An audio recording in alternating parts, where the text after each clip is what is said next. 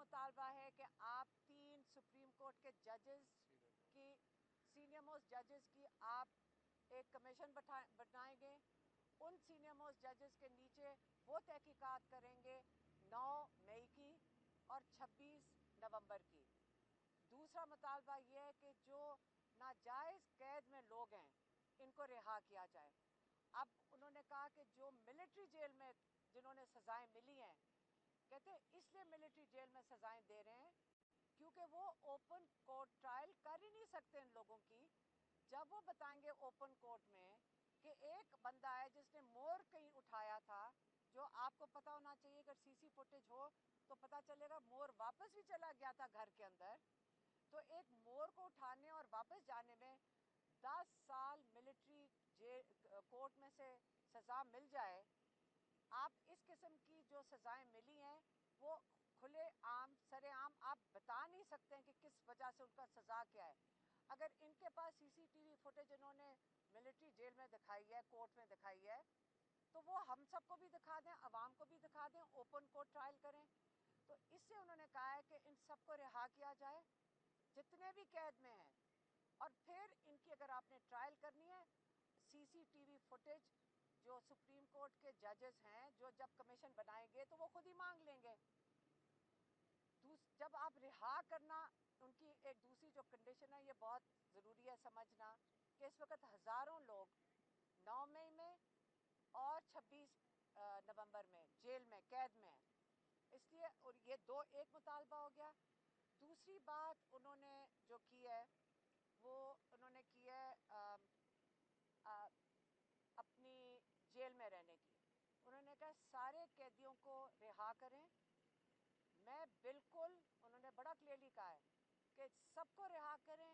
मुझे अगर जेल में रखना है आप जेल में रख लें, लेकिन मैं हाउस अरेस्ट में नहीं जाऊंगा, क्योंकि उनको पता चल गया कि बहुत ज़्यादा कैसराइयाँ हो रही हैं कि इमरान खान को बनी गाला शिफ्ट कर रहे हैं, इमरान खान को पता नहीं केपी शिफ्ट कर रहे हैं।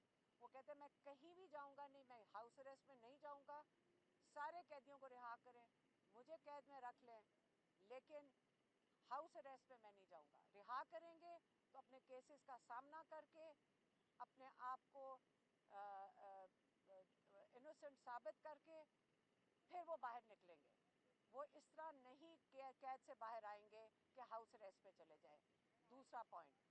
तीसरा पॉइंट इमरान खान का है, जो अफ़गानिस्तान में उन्होंने अखबार में पढ़ा है कि अफ़गानिस्तान में हमारे शायद जहाज़, एयरफोर्स के जहाज़ ने बॉम्बिंग की है। उसको इस बात का इमरान खान को बहुत दुख हुआ। उन्होंने कहा कि बड़े देर के बाद पाकिस्तान में अमन आया था, क्योंकि अफ़गानिस्तान में अमन आया था, और अफ़गानिस्तान का अमन पाकिस्तान के साथ जुड़ा हुआ है। अगर आप वहाँ पे जाकर इस किस्म का चीज़ करेंगे या बॉर्डर के ऊपर इस किस्म का इंतशार होगा तो पाकिस्तान का अमन भी उससे मुतासर होगा। और मुझे बहुत दुख है कि किसी तरफ भी पाकिस्तान में या अफ़गानिस्तान में बेगुनाह जाने ज़ाया जाएं। और अगर पाकिस्तान के बॉर्डर्स पे कोई चीज़ पर जो अमन ख़राब हुआ तो पाकिस्तान की मईशत को इसका डायरेक्ट अफेक्ट होगा। इसके वो कह रहे हैं कि इसका सीधा असर जो है हमारी मईशत पे जाएगा, क्योंकि जब अमन नहीं होगा, उन्होंने कहा 3 चीज़ें दरकार हैं पाकिस्तान की तरक्की, मईशत की तरक्की के लिए। एक, उन्होंने कहा है रूल ऑफ लॉ, कि हमारी जुडिशरी काम करे। दूसरा, उन्होंने कहा है कि पॉलिटिकल स्टेबिलिटी, कि जो हम मैंडेट चोरी कर लेते हैं और फिर वापस नहीं करने को तैयार होते, तो ये पॉलिटिकल स्टेबिलिटी चाहिए। और तीसरी बात उन्होंने की है कि आपको अमन चाहिए। अगर हमारा अमन नहीं होगा अफ़गानिस्तान, पाकिस्तान और हमारे सारे बॉर्डर्स के साथ, तो यहाँ पे कोई इन्वेस्टमेंट नहीं करेगा।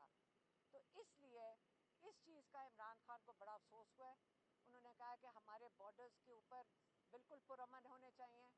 हमें इस चीज़ की बड़ी फ़िक्र है कि हमारी सारे जो अदारे हैं, जो जिनका काम है कि हमें बॉर्डर के ऊपर जो इंफॉर्मेशन लेकर आएँ, जैसे हमारे जो खुफिया अदारे हैं, तो वो सारा वक्त अगर पॉलिटिकल इंजीनियरिंग में लगे रहेंगे तो हमारे बॉर्डर्स का कौन तहफ़्फ़ुज़ करेगा। तो عمران خان کا خیال ہے کہ پولیٹیکل انجینئرنگ کی بجائے ہمارے ادارے جو بڑے مضبوط ادارے ہیں، بڑے اہم ادارے ہیں، ان کو اپنے بارڈر کی حفاظت کے لیے جانا چاہیے اور ادھر موجود ہونا چاہیے.